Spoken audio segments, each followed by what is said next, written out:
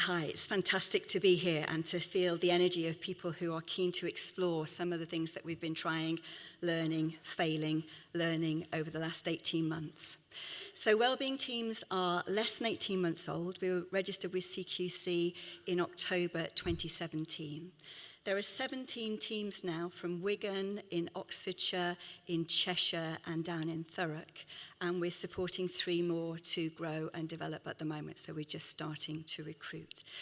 So I just want to tell you a little bit about how this works in practice and introduce you to some people who are really important to me. So Michelle, who is the shortest person on the screen there, she'll kill me for saying that, is our wellbeing leader. And her role is, I devolved the responsibilities of being the registered manager to Michelle as the wellbeing leader, and she coaches self-management within the team. Next to her is Jodie. Jodie was a hairdresser before she joined us. She's still a hairdresser now. When it's people's birthdays, Jodie will go and do their hair beautifully. And she is the buddy of the woman stood next to her, who is Becky. And Becky left university 2 years ago, where she'd studied theology. And like many of us, when she came out of university, her biggest priority was earning some money. So she applied for every single job that she got, that she could, and ended up working in a distribution centre and driving a van before she found out about us. So Becky is Jodie's buddy, and the buddy structure is a really, really important part of Wellbeing Teams, because buddies' role are twofold, both to support and to challenge each other. So they're there for each other. We have a small budget, £10 per person, for something called the Get the Party Started. That's your budget. So what Becky has to do is find out when Jodie's birthday is and invite the whole team to a celebration of Jodie's birthday. And Becky will do the same as well. So we really invest in the roles of buddies and wellbeing leaders. And the roles that were typically done by a manager are shared amongst the team. And here are some examples. So we have a scheduler who works with the team to put the schedule together. So the whole team develops their rota, but she makes sure it's recorded on our system. We have a meeting facilitator. One of the big differences for us is there's a 2-hour team meeting every week. Now, you might be part of some dreadful meetings in your organisations, but our meetings are joyful and productive, and they're structured in a very particular way. Shirley's the reporter-recorder, Becky's our recruitment coordinator, and Jodie is a storyteller, because we want to powerfully communicate what it's like to be part of a wellbeing team and also the difference that we're trying to make. And it was brilliant to see the slide that Adele just shared about social media and seeing Local Cornerstone on social media. One of Jodie's roles is to make sure we're sharing information on social media about wellbeing teams. So I think people say, can I come and see wellbeing teams? And I said, what do you mean? We go and support people at home. We support people to get up in the morning, get dressed, take medication, have their breakfast. Kind of doesn't feel appropriate that you join us doing that. That doesn't feel okay.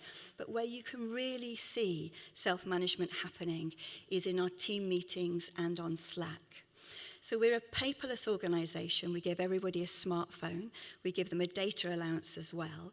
And we communicate through Slack, which is a bit like Facebook for business. It's the number 2 business app in the world. And that's where we keep in touch with each other. And then we have our 2-hour tactical meeting a week. So if you came to join us for our tactical meeting, the first thing that you'd notice is people do a check-in round and talk about how they're feeling. There'd usually be between 10 and 12 people in the room. And then we'd have a minute of mindfulness. And then we'd look at our metrics for the last week. So have there been any compliments, complaints, incidents? How many people are getting through the care certificate? So we go through a set of metrics that are completely shared. And we also have something called the Living Well at Home board, which is something that Andy Brogan introduced us to. So everybody in the team is a link wellbeing worker for somebody. They would have the person's initials on a stick-it. You come into the room and you put your sticky where you think the people you're supporting are. So that might be on track, off track, or way off track.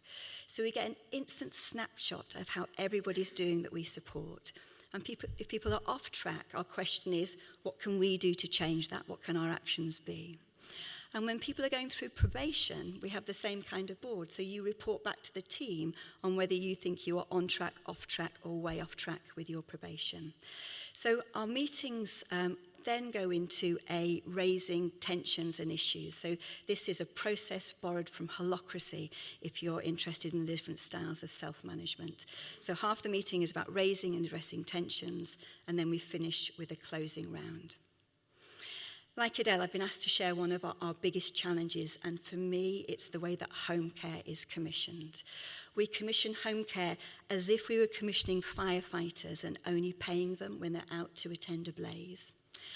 So I think one of the biggest changes that we need to certainly explore is how we can move away from that kind of commissioning towards place-based commissioning.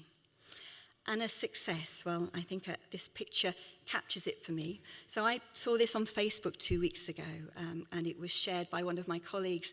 It was a cold and blustery day in Wigan, and they shared this photo of them both being snuggled under a blanket on the sofa, having a cup of tea for the last 5 minutes before Julie left to do the rest of her shift. Because for me, this is about relationships, our relationships with each other in the self-managing team and the relationships with the people we support. And actually, we talk a lot about love as well. Thank you.